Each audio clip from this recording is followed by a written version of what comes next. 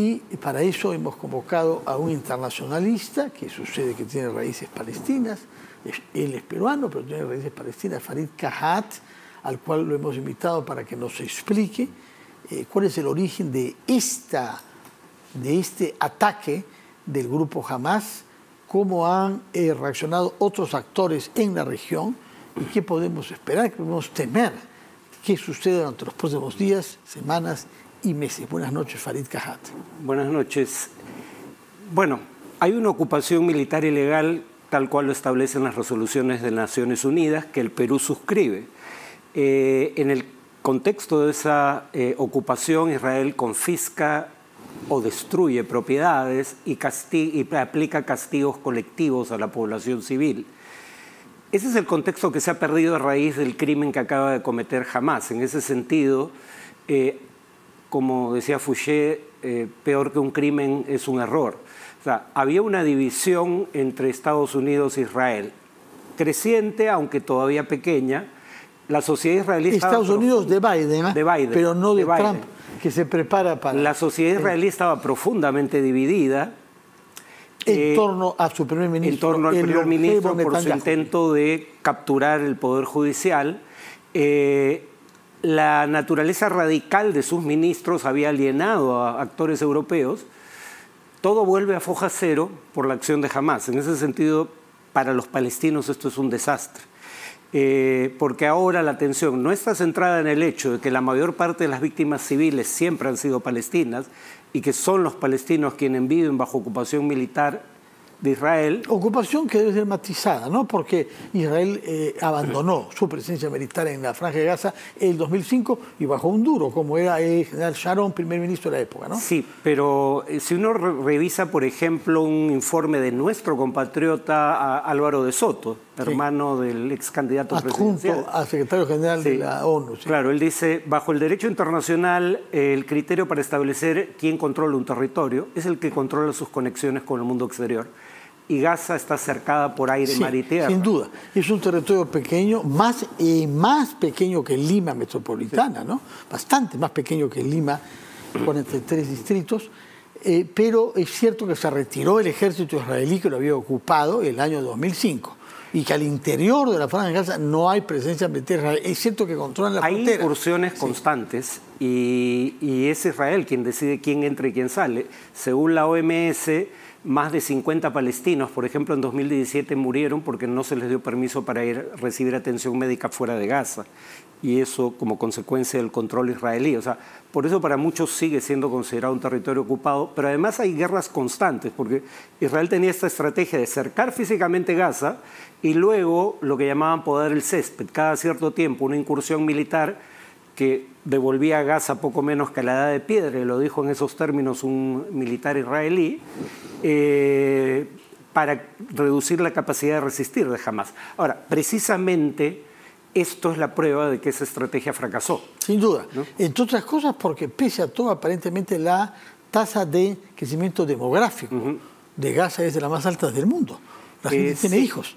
La gente tiene hijos, sea porque no hay mucha actividad que uno pueda hacer, sea porque hay una voluntad de que crezca la población. Ya son más de 2 millones, me parece. Son más de 2 millones y claro, por un lado Israel les dice abandonen las ciudades, pero por otro están en una de las zonas más densamente pobladas del mundo, que está físicamente cercada. ¿Hacia dónde van a huir? O sea, en ese sentido me llama la atención. Traje la cita porque la verdad... Solo en un contexto como este, después de que después de que Hamás hizo lo que ha hecho, el crimen inenarrable que acaba de cometer, puede pasar desapercibida esta expresión del ministro de Defensa israelí. Estamos imponiendo un sitio total a Gaza. No habrá electricidad, ni comida, ni agua, ni combustible. Se cerrará todo. Estamos combatiendo contra animales humanos y estamos actuando en consecuencia. Si hubiera dicho eso respecto a los miembros de Hamás, yo no tendría problema. Pero lo dice respecto a Gaza y en un contexto en el que niega el ingreso de comida. Eso no afecta a Hamás, eso afecta a la población civil. Lo que hizo Hamás es un crimen precisamente porque tuvo un blanco que es ilegítimo bajo cualquier circunstancia, la población civil. Ahora Israel está poco menos que anunciando que va a castigar a la población civil y sin consecuencias. Ahora, si es tan contraproducente lo que ha decidido hacer Hamás gobierna, recordemos, la Franja de Gaza desde hace cierto tiempo, en oposición con la autoridad palestina presidida por el heredero de Yasser Arafat, el fundador, ¿no?, de la autoridad palestina, que es Mahmoud Abbas. Él gobierna desde Cisjordania, la ciudad de Ramallah en particular. Si es tan contraproducente lo que ha hecho Hamás, ¿cómo explica usted que lo haya hecho? No son improvisados, de todas maneras, ¿no? En mi opinión, Hamás y Hezbollah, en menor medida el régimen iraní mismo, ven la política solo como sucedáneo de la guerra. Y entonces son incapaces de concebir políticas de alianzas, negociaciones. Y claro, para ellos probablemente lo que perdurará de lo que acaba de ocurrir es el hecho de que ellos en un día le causaron más bajas a Israel que cualquier ejército árabe en la historia del conflicto entre árabes e israelíes. Pero si eso tiene como consecuencia que Gaza sea destruida casi completamente, a ellos parece no mortificarlos lo suficiente como para evitar la acción, ¿no?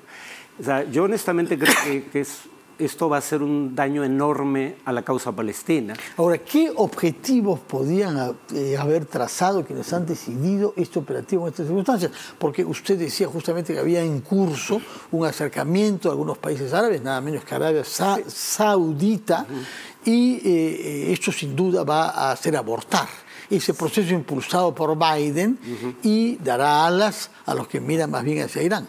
No, ya lo hizo abortar. Ya Arabia Saudita anunció que cancela las negociaciones con Israel. Claro, las puede retomar en el futuro, pero por lo pronto ya no siguen adelante. Esto me recuerda a la situación previa a la primera intifada, cuando se hablaba ya entre... Algunos países árabes habían normalizado relaciones con Israel, Egipto y Jordania. Sí. Pero en un contexto en donde los árabes, la propia Liga de Estados Árabes había dicho, todos los estados árabes nos comprometemos a normalizar relaciones con Israel si Israel se retira de los territorios ocupados. Lo que los palestinos percibían es que los árabes estaban violando su propio acuerdo, normalizando relaciones con Israel, abandonando a los palestinos, mientras obtenían algo a cambio. En el caso de Marruecos, que se reconociera su soberanía sobre el Sahara Occidental; en el caso de Emiratos Árabes Unidos, que se le vendieran aviones particularmente sofisticados que hasta ese momento Estados Unidos solo le vendía a Israel, F-35; en el caso de Sudán, que el régimen dictatorial sudanés fuera retirado de la lista de países que apoyan el terrorismo. Entonces, la visión era que estos países árabes estaban normalizando relaciones con Israel para hacer una alianza contra Irán, abandonando a los palestinos.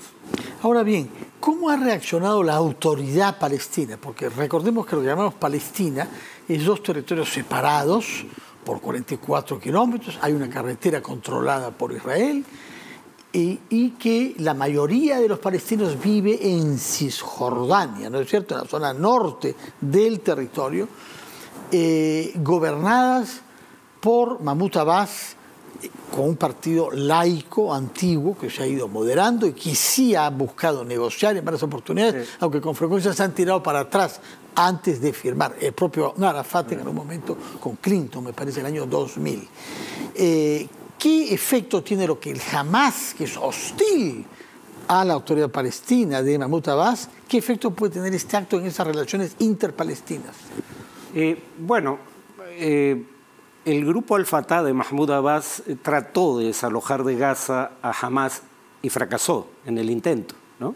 Así como Israel ha intentado destruir varias veces a Hamás y tampoco lo ha logrado.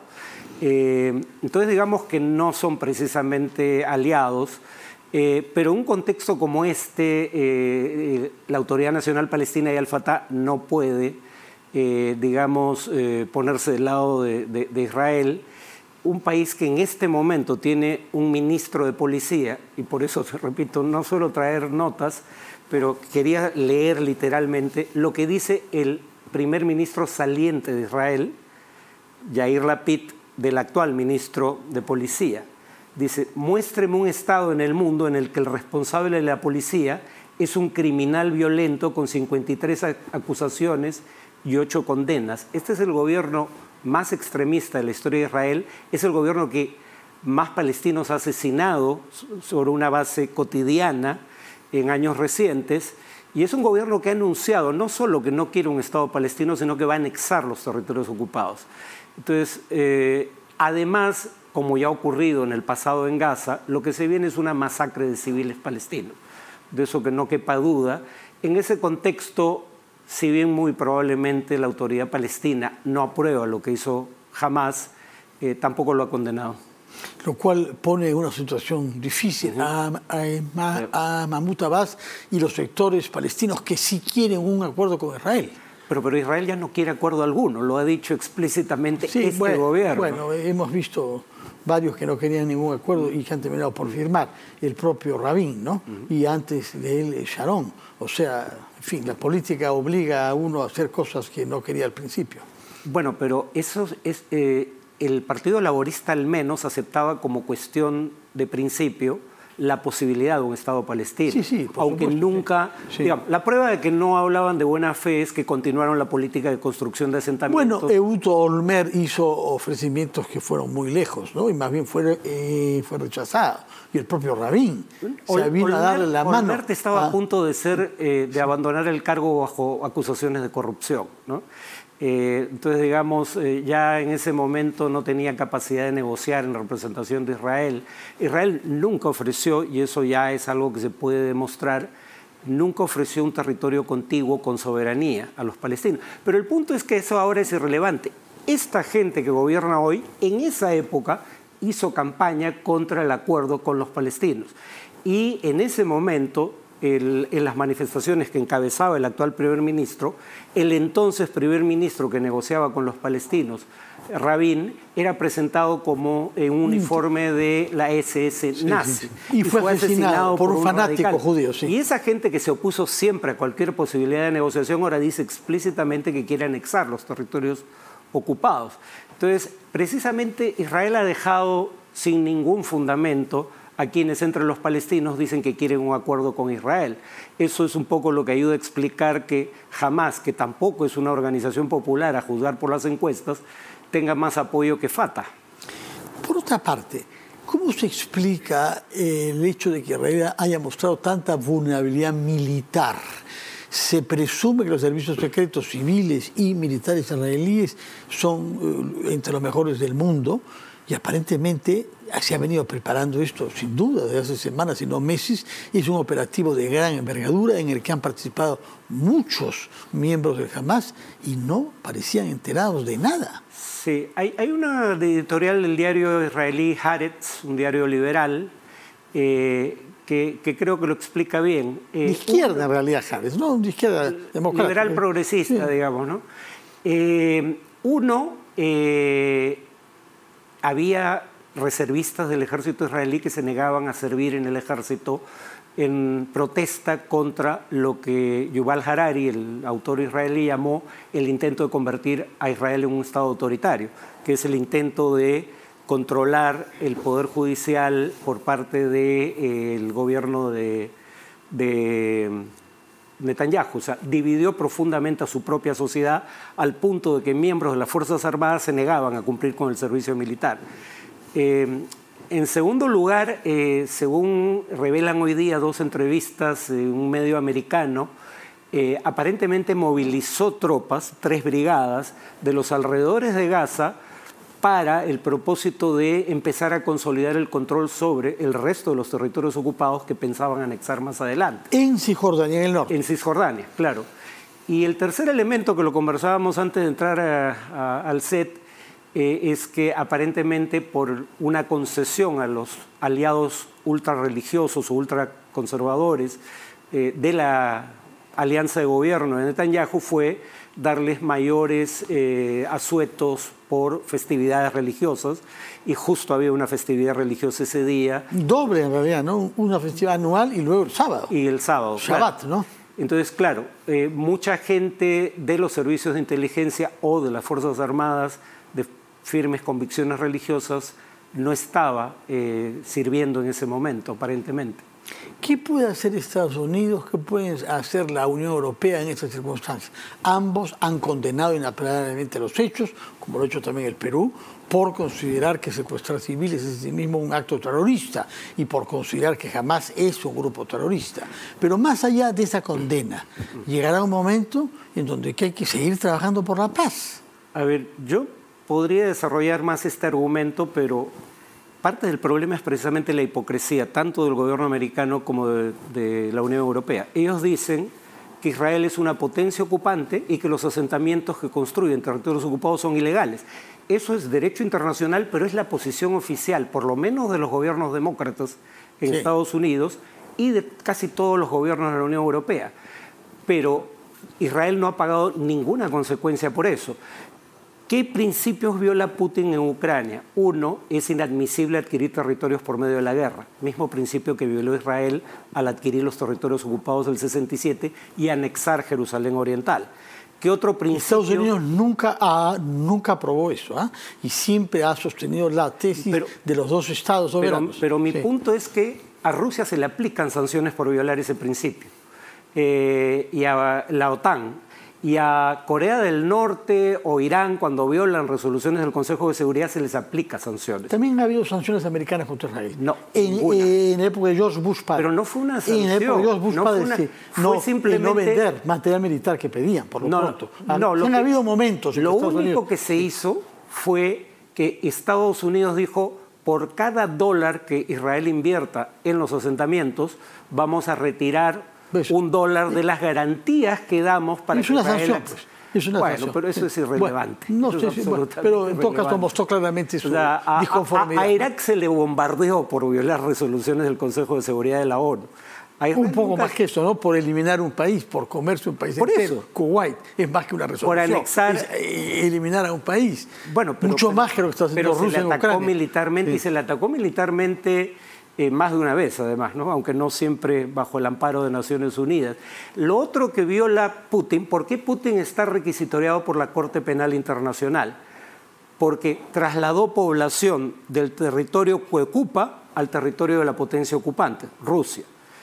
Eso está en el artículo 49 de la cuarta Convención de Ginebra. Israel viola exactamente el mismo artículo, traslada población de la potencia ocupante al territorio por ella ocupado. Es exactamente el mismo principio que viola Putin. Nuevamente, no hay consecuencias. Por otra parte, ¿qué piensa de la actitud que ha asumido la Cancillería peruana, por una parte que ha sacado un comunicado rápidamente, ¿no? Condenando el acto terrorista y al mismo tiempo recordando, sin embargo, su compromiso por una solución que suponga la creación en los territorios de dos estados? La posición de Perú se basa en las normas fundamentales de derecho internacional y en ese sentido creo que es la correcta. El único problema es que menciona un proceso de paz inexistente. No hay ninguna negociación sustantiva desde 2014. Entonces, hablar de proceso de paz y más aún bajo las circunstancias que he descrito con un gobierno israelí que literalmente no quiere negociar una paz de dos estados, estaba fuera de lugar, honestamente, ¿no? De acuerdo. Por otra parte, se habla de 4.000 peruanos residiendo en Israel. Algunos de ellos, la mayoría, tienen doble nacionalidad. Y naturalmente, como el resto de la población, tendrá actitudes diferentes. Algunos quieren ser reservistas y otros quieren regresar al Perú. Y hay 3 desaparecidos. Lo cual es lamentable, pero ellos al menos tienen doble nacionalidad. La población de Gaza no tiene nacionalidad alguna, ¿no? Ese es parte del problema. O sea, ellos pueden volver al Perú. La gente de Gaza no tiene dónde ir. Ahora, es un hecho que en Israel hay voces críticas frente al gobierno que usted describe de Netanyahu, frente a las declaraciones formuladas por algunos de los dirigentes, hablando de animales y desconociendo el carácter de seres humanos. Eso no hay del lado, por lo menos, de Gaza, donde no cabe una voz crítica. En Gaza hay una dictadura de Hamás. O sea, no hay libertad de expresión en Gaza. Y en honor a la verdad, la Autoridad Nacional Palestina también tiene fuertes componentes autoritarios. Pero sí, hay sobre todo izquierda, pero no solo izquierda israelí, también algunos liberales israelíes que son críticos de la ocupación, críticos de la conducta autoritaria. Las más grandes manifestaciones de la historia reciente de Israel han tenido lugar recientemente contra el gobierno de Netanyahu, precisamente por la política de abolir la independencia judicial. Sí. Ahora, pero ahí, sin embargo, los israelíes deberían ser conscientes de que ahora los colonos y en general la extrema derecha israelí les quiere hacer a ellos, a los judíos israelíes seculares, lo que le ha hecho siempre a los palestinos. Israel ha tolerado una dictadura para todo efecto práctico en los territorios ocupados y ahora se preocupa porque ese tipo de abusos de poder se quieran trasladar al conjunto del Estado del que son ciudadanos.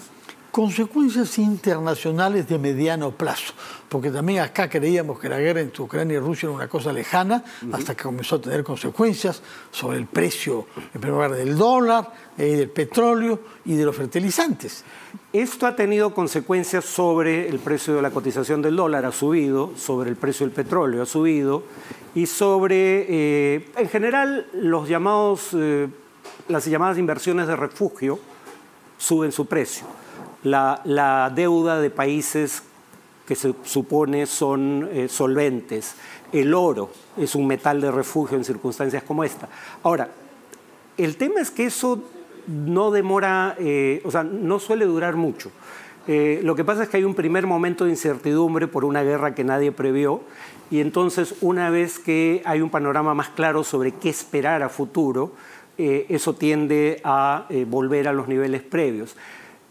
Podría escalar si esto termina involucrando a Hezbollah en el Líbano o a Irán, pero de otro modo no esperaría que ocurra. Bueno, Hezbollah parece que ya disparó algunos cohetes, ¿no? Sí. Contra objetivos en el norte de Israel. No, es que ese es el tema. Hezbollah ha disparado contra una zona que Israel ocupa, pero que no es israelí, que es reivindicada por el Líbano, porque creo que quiere evitar una escalada. No porque, digamos, no quiera dañar a Israel en la medida de sus posibilidades, sino porque la última vez que Hezbollah provocó a Israel, Israel invadió el Líbano y provocó un daño mayúsculo a ese país. Muy bien, muchas gracias, Farid Kajat. Recuerdo que usted es un internacionalista y profesor universitario y ha venido a darnos su punto de vista y su análisis de los acontecimientos en Israel y la Franja de Gaza. Muchas gracias por su presencia. Muy buenas noches.